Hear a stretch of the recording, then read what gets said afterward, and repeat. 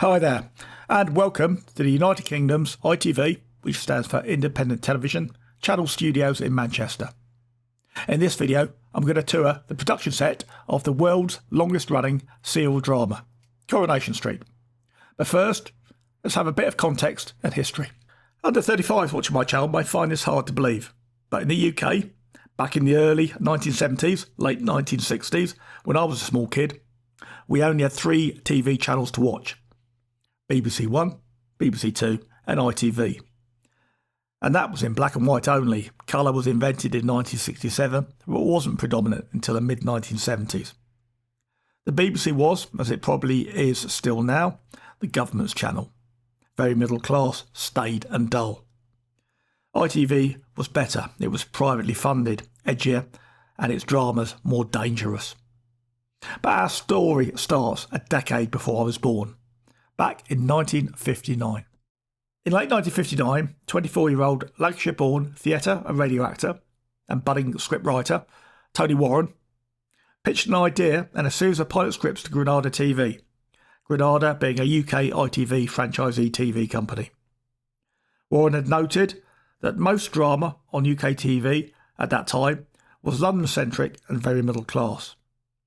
So Warren had written a series of interlinked plays centred around a single street in an unnamed working-class northern English city. In 1960, after initially rejecting Warren, Granada changed their mind and agreed to produce 13 episodes based on his scripts and concept under the working title A Street Out There. Quickly in production, though, it was decided that A Street Out There was not catchy enough for the British public. So 2 royalty-based street names were considered as titles: Jubilee Street and Coronation Street. Legend goes that the bosses had decided on Jubilee Street, but had failed to tell the production team, who had gone with Coronation Street. So, on the 9th of December 1960, Coronation Street, the world's first serial drama, was first broadcast.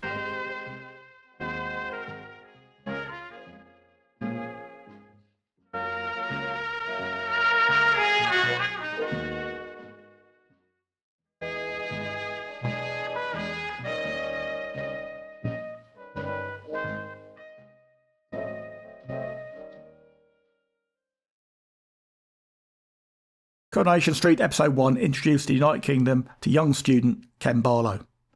In conflict in this episode with his working class World War II Navy veteran father, Frank, after gaining a place at university, something Frank considered completely unworking class.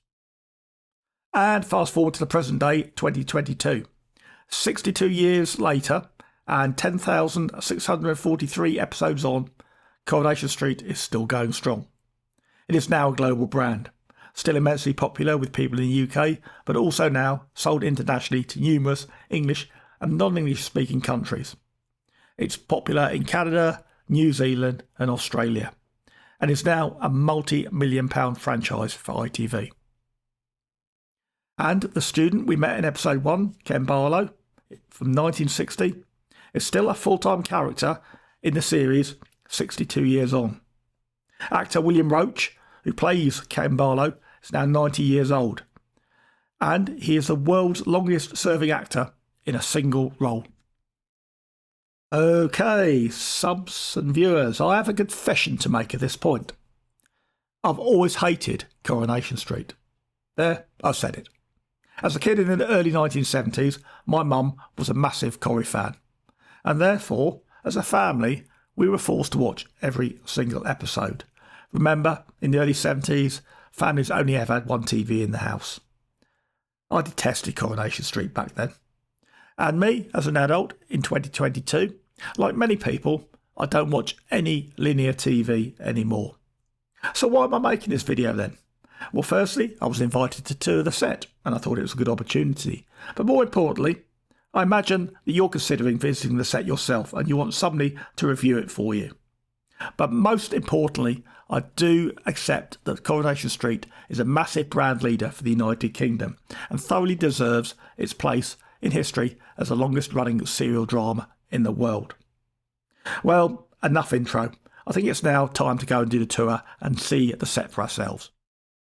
Because Coronation Street is a multi-million-pound enterprise, it is now produced on a purpose-built studio and set complex, built in 2013 on Manchester's Trafford Wharf Road, opposite Media City across the canal and next to the Imperial War Museum North.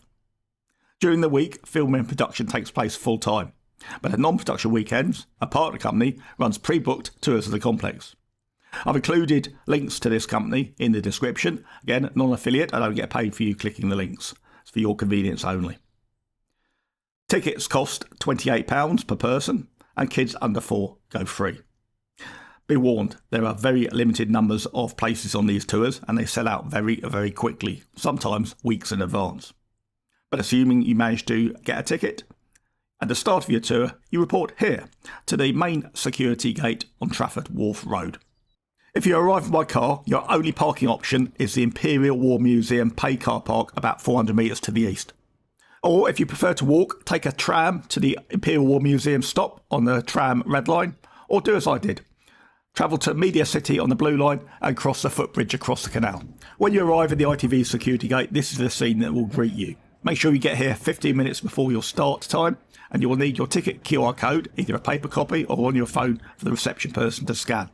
There's a quick security search of your bags, and then you'll wait around just behind the security gates for your tour to start.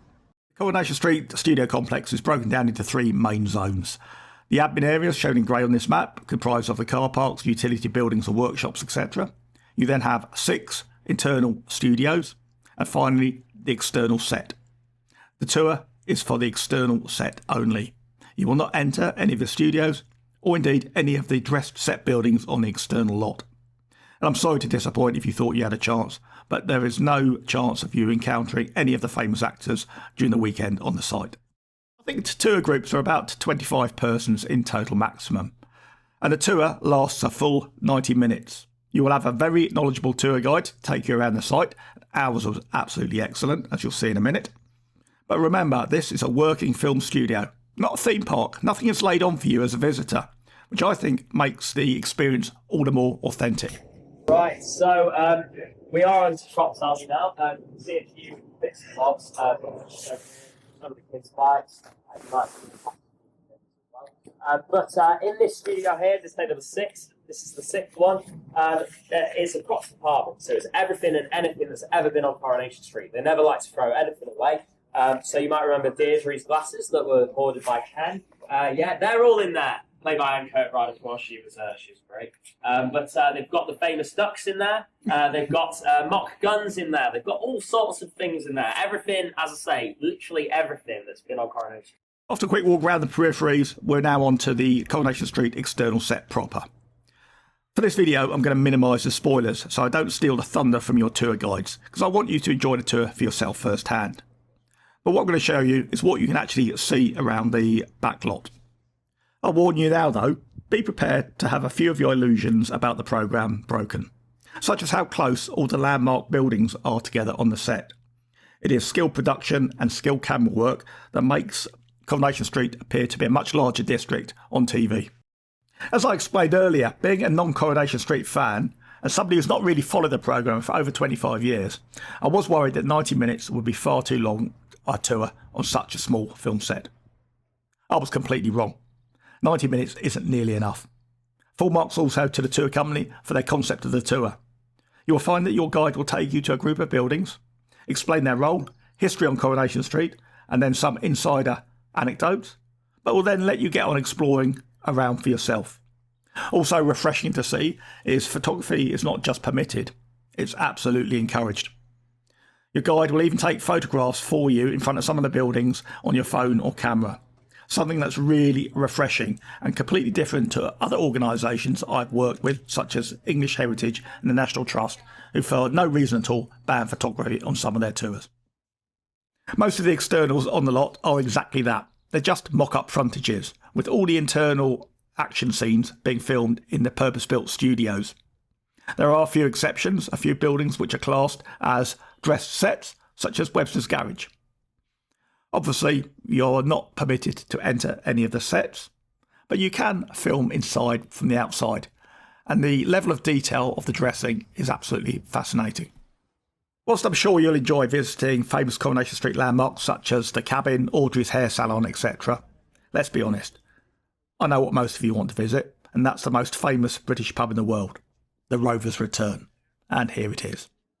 Famous right back in episode 1 in 1960 to the present day, the Rovers Return is located on the corner of Coronation Street, next to Ken Barlow's house, which currently has scaffolding up. This is just an external facade, with all internal scenes being filmed in the dedicated studios. Like everywhere on the site, you'll find it's much smaller than you imagine it from the TV programme. And it's always been a constant criticism of Coronation Street that the Rovers Return, much like Doctor Who's TARDIS, is vastly larger inside than it is outside. I think at this point in the video it's worth mentioning that the set you're touring today is in fact the third version of the Coronation Street external set. Back in 1960 in the beginning, the original Rovers Return and much of Coronation Street itself was a frontage constructed internally in a Granada soundstage. It was based on scaffolding fronted with matte painted plasterboards. As the programme's popularity increased, some external buildings were utilised from 1967 onwards. It was in 1982 that Granada built a purpose-built Coronation Street external set, located in its studio backlots in Castlefield, Manchester, some 3 miles away from today's location. Pictured here with the series creator, Tony Warren, in the early 1980s. By the 21st century, though, the lot had outgrown the space available for production, and in 2013, the present-day purpose-built set was constructed on Trafford Wharf.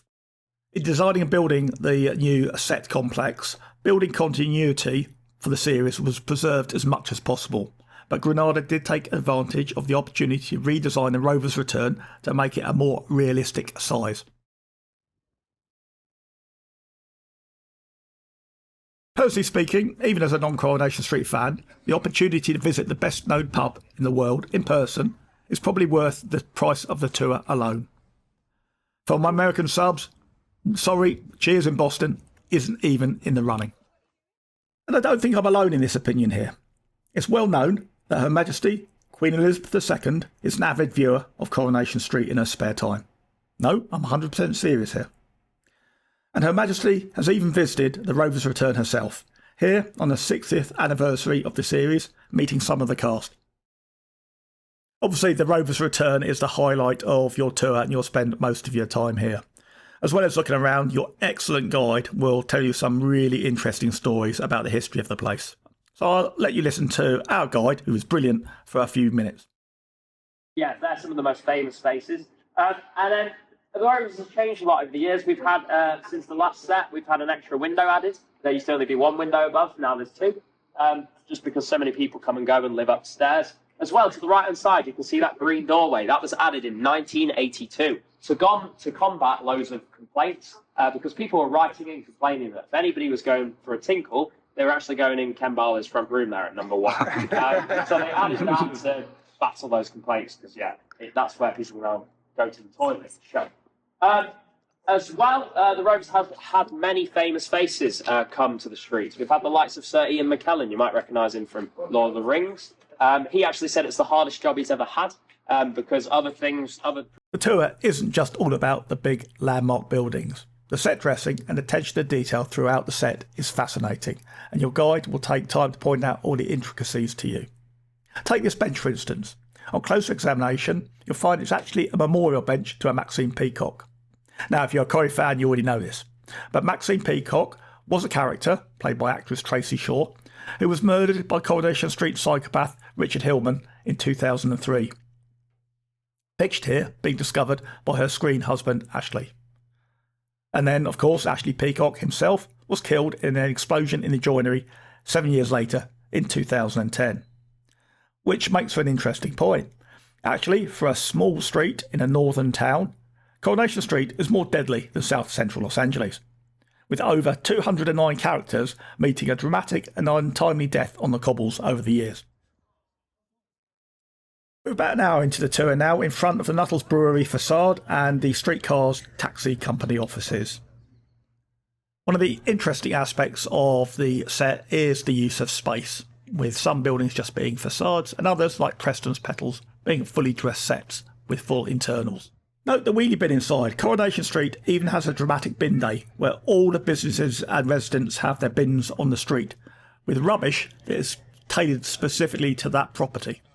When the new set was constructed in 2013, Granada decided to add a new section to the Coronation Street universe, its own criminal justice department.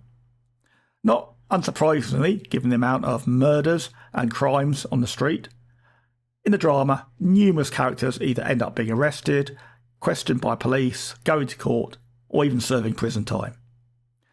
So, on the eastern wall, a modern police station external, a magistrate's court entrance, and even a prison yard have been constructed for external shots. Very accurately, it has to be said.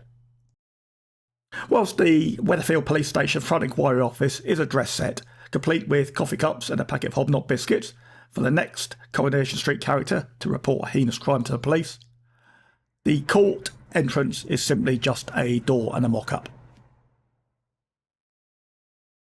On the route out of the police yard and court complex are various businesses owned by well-known street characters, Roy's Rolls being a popular venue with my fellow tourists for a photo opportunity.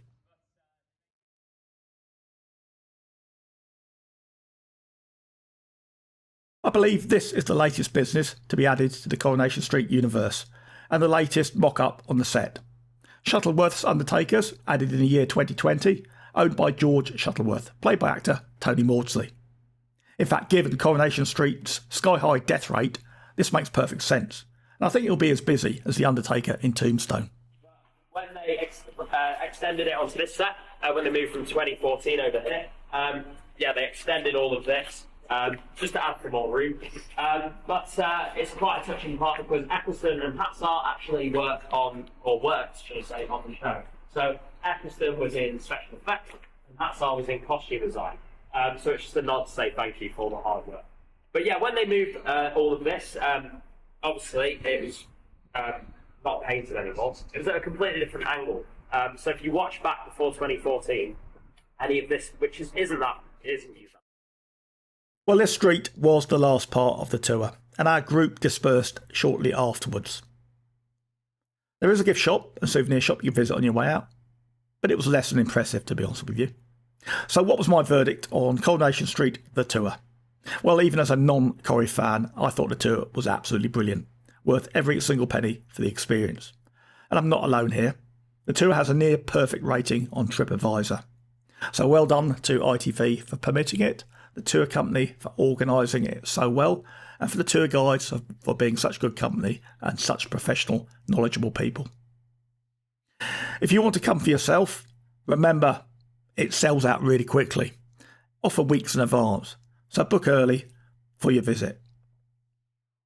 On your way out, you'll walk past the main studio complex, named in honour of the show's creator Tony Warren, who sadly passed away in 2016, leaving behind him a global brand.